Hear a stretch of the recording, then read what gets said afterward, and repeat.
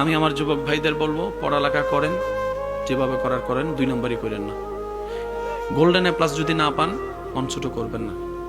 আপনার আল্লাহ যদি চাই, ওই বিয়ের ভিতরে গোল্ডেন এ প্লাসের চাইতেও বেশি নিয়ামত দিতে। এমনে গোল্ডেন এ প্লাস কিনলে কা পাই নাই, তো এটা লটকাইয়ে কি পাইছেন?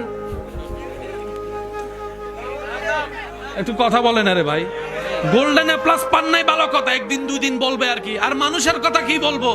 উপবাস থাকলে যে 2 বেলা খাবার দিবে না, সে আপনার নামে বদনাম বেশি করে।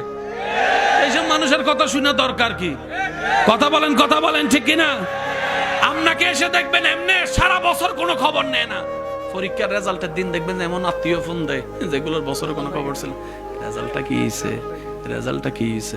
যদি বলেন ফেল করছি, আপনাকে এত বড় একটা লিস্টি শুনে দিবে, ফেল করবা না তো কি করবা, সারাক্ষণ মোবাইল চিপলে তো ফেল এমনি করবা, পড়ালেখা তো তুমি করো না, পড়ালেখা করো না, ঠিক মতো ক্লাস করো নাই, ফেল করছো। আর যদি কোন যে আমি ফাঁস করছি, কই রকম ভাগ্য গুণে 1-2টা মাঝে মধ্যে ফাঁস করে ফেলে, ভাগ্য গুণে মানুষ মানে প্রশংসা করতে পারেই না, বদনাম করতে ছাড়ে না, এমনও মানুষ আমাদের ভিতরে আছে না নাই? তাদের কথা ধরে আপনার জীবনকে আপনি থামায় রাখার দরকার কি? ছেড়ে দেন না জীবন নৌকাকে রবের নামের উপরে।